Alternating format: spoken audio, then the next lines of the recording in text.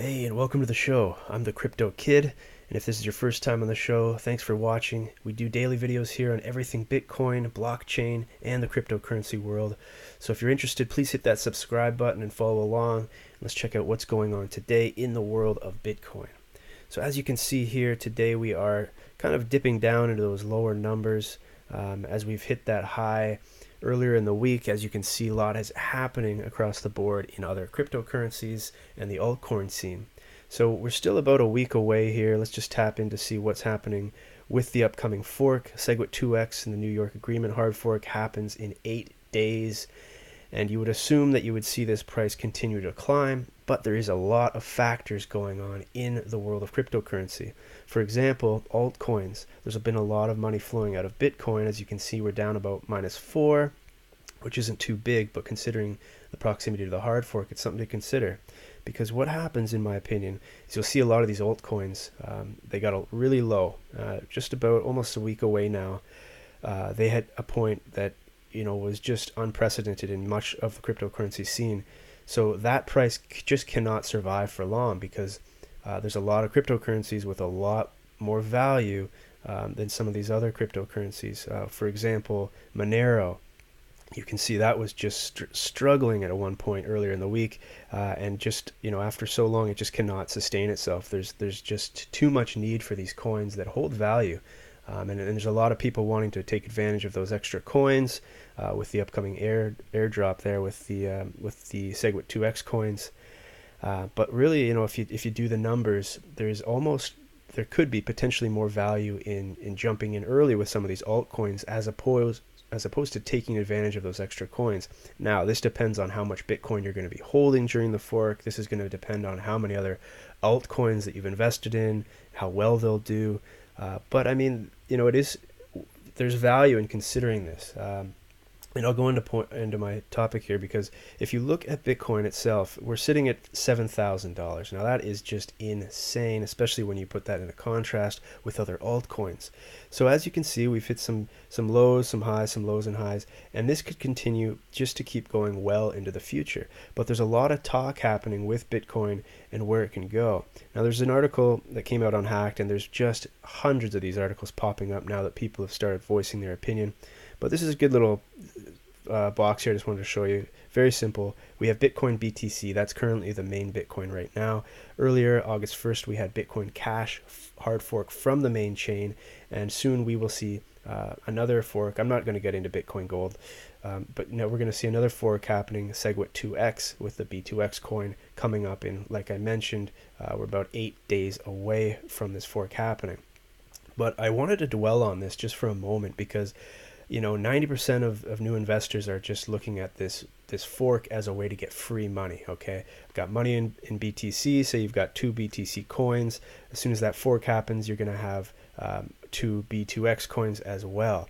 And so, depending on the price of that B2X coin, when the market hits, you could sell, after about a day or so, depending on how quickly you have access to those coins. And that will be dependent on which wallet you use. But once that happens, you're going to be cashing out or maybe even saving those coins. The difference is what happens if you pulled some of that money out and put it into Bitcoin Cash, because here's another opportunity. And if you've been watching the show, you'll know that Bitcoin Cash has the potential to take a lot of that hash power. And once they take a lot of that hash power, where are the miners going to go? Where is the market going to go? There's a lot of talk that after a few days, few weeks after the fork, you're going to see some of that money flowing out of Bitcoin and back into Bitcoin Cash. And a lot of people, including myself, see this happening potentially pre-fork, because there's some scenarios out there that will suggest that once the fork happens, after say November 18th or whenever it actually happens, the money will flow out of Bitcoin and go back into the altcoins. But there's a lot of investors that have seen this before. Not only once, but twice. So if you've been involved with the Bitcoin Cash hard fork, if you've been involved with the big Bitcoin Gold hard fork, you'll know that this doesn't always happen to a T, meaning that once the money flows out of Bitcoin, it could be even earlier. Now, some people are suggesting that that price has already been incorporated in the current price of Bitcoin, meaning that people have already took their money out of Bitcoin when we hit those highs. So it's potentially it's possible that this might not grow to the numbers that we expected initially to see, such as 8,000 or higher. Because, you know, as we see the altcoins going up in value already, that initial jump might have already taken place, where, you know, people have already started to take advantage. You can see Litecoin is up again, pretty staggering from where it's just been kind of sitting, not doing anything. Dash has had some pretty nice gains today. And I prefer Dash over Litecoin, and I prefer Bitcoin Cash over both Litecoin and Dash. And the reason is there's a lot of talk about why Bitcoin Cash is potentially the new Bitcoin.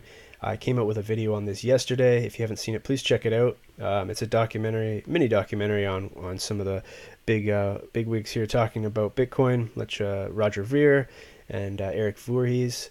But there's a lot of information coming out on why Bitcoin Cash could potentially overthrow Bitcoin as the real Bitcoin, and that has to do with hash power. It has to do with just the actual fees.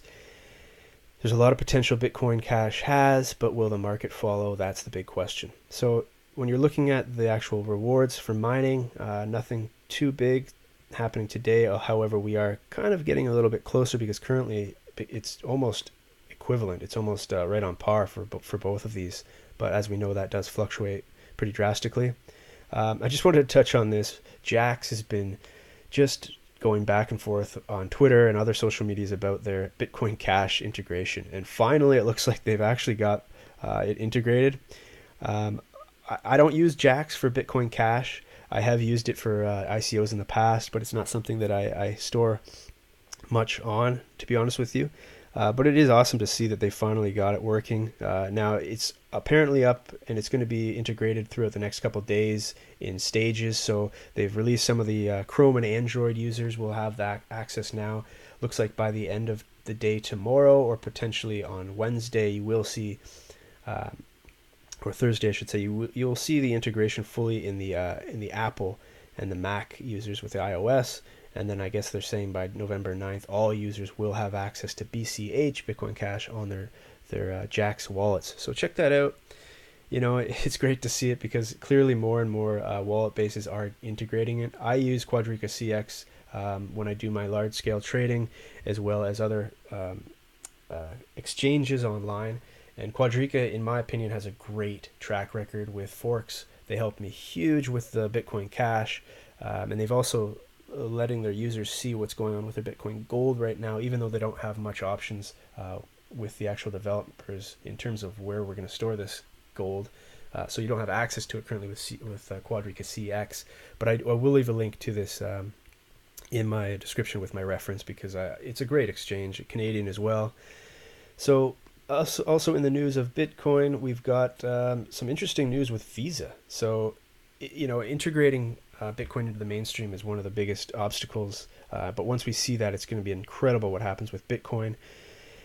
So in Singapore, Visa is discussing actually working with providers and backing Visa cards with Bitcoin. So Bitcoin might have backed Visa cards, or I should say cards backed by Visa. So you might see companies coming out working with smaller developers, coming out with cards, but that name Visa, you know, that's everything, because it's trusted by a lot of people. It might not be trusted by you. It's a credit card. It might sound silly, but a lot of people see that name Visa and they think, oh, okay, that's something I can get on board with. I've got it in my wallet. My banks look at it, yada, yada, yada. So in my opinion, this is a good thing.